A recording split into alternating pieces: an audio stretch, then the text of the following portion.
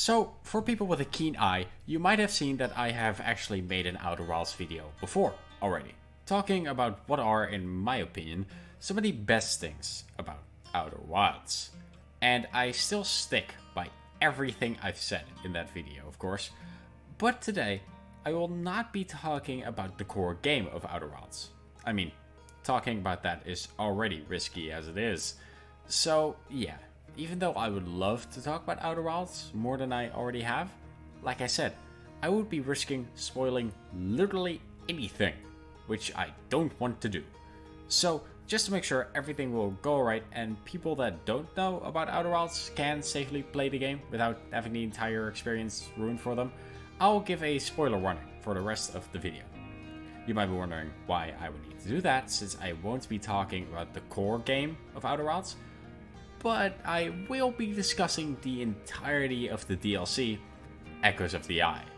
And since Echoes of the Eye is basically a mini Outer Wilds, a spoiler warning is definitely necessary because, well, spoilers, obviously.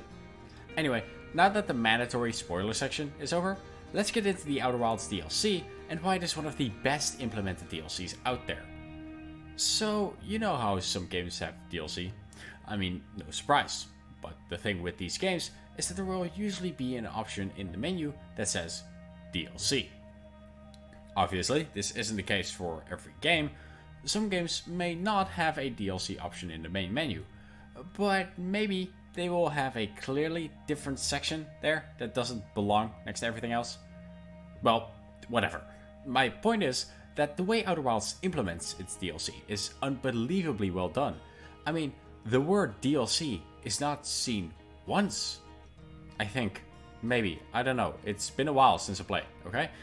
The only thing Outer Wilds has is a new exhibit in their observatory museum building thing that leads you in the right direction to actually find the DLC. Now, this is clever as all hell. For people that have already played the base Outer Wilds, the new exhibit is an obvious hint. But that is why this is so well done. Because even the players that know what the hint is still have to solve a puzzle. So the only difference between people that have played the base game and those who haven't played the base game is that the people who have played now know what puzzle is for the DLC. Do they know the answer? No, of course they don't, because why would they? This is Outer Wilds we're talking about, nothing is going to be straightforward. Of course, Outer Wilds is not the only game that has done something like this. Can or will I name an example of a different game?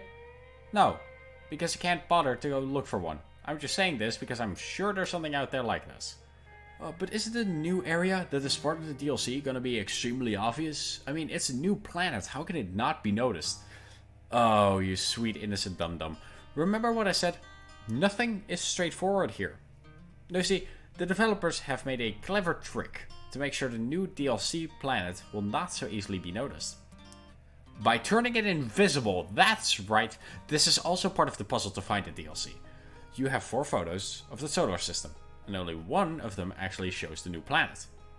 It can be seen when it goes in front of the sun, but they don't tell you which one you need to follow. All they say is something seems off. Only Gabbro is here to calm you down. What a hero. Anyway, only people that have played the base game will notice the extra planet. New players don't know how many planets there are, which means that this is once again another way they try to prevent new players from accessing the DLC before having played the base game, which is actually very much needed, because the DLC is completely self-contained. If a new player were to somehow find the DLC in the middle of, let's say, exploring Giant's Deep, then let's just say they will be off on an enormous side quest, which is not ideal. Okay, so what is the deal with this DLC, and why is the DLC itself just as amazing as the way it is being integrated into the world? Well, first off, somehow they have managed to be able to capture the exact same wonder you get in the base game, which is an amazing feat. I mean, Outer Wilds in itself is already such a unique experience that I'm genuinely surprised they have managed to recreate the same feeling. And just like all the other planets in Outer Wilds, The planet you're on in the DLC, or ship I guess, also has its uniqueness, like Brittle Hollow and its destroyable surface, and Giant's Deep and its water and tornadoes. The Stranger has its massive looping river with a dam in the middle. After a few minutes, that dam will actually break and raise the water level, which brings a multitude of consequences. Again, this continues the tradition of the base game planets, because all the planets have a time mechanic, the sand on the Twins for example, or once again, the surface on Brittle Hollow. Of course, the DLC comes with its own puzzles to solve. These are mostly solved by finding these projections that give info about the mechanics on the Stranger, like the secret areas and how to access them. Speaking of, the biggest twist, at least in my opinion, is that the Stranger DLC actually consists of, are you ready, 2 planets, not just one. Because once you figure out a certain mechanic, you'll be able to travel to a fictional recreation of the Stranger's inhabitants' home planet. I will never forget the feeling of wonder and absolute fear when I woke up, saw all the skeletons missing, walked outside, looked up, and saw that goddamn blue planet up there, which confirms where you are.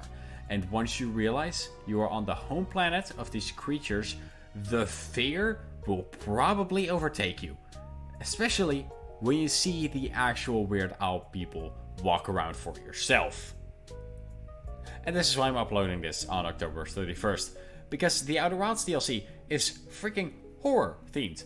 It's so bad, there even is a setting to turn off scares in the freaking menu.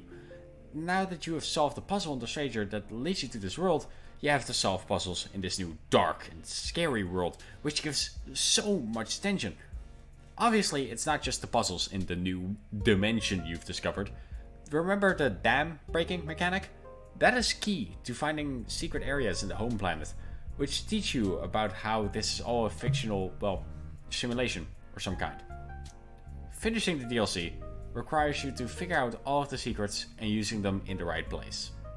The Echoes of the Eye is one of the best experiences I've had with a DLC. Not that I have played much DLC, but that doesn't matter. Anyway, hopefully you agree with all I said here and that the DLC is great. And if you have committed the sin of watching this video without having played it, then please, even though some or a lot of puzzles might have been answered for you, just bonk yourself on the head a couple times and you'll forget them in no time. And then you can play the DLC as intended. Anyway, thanks for bearing with me. Subscribe if you want, and have a great day. Goodbye.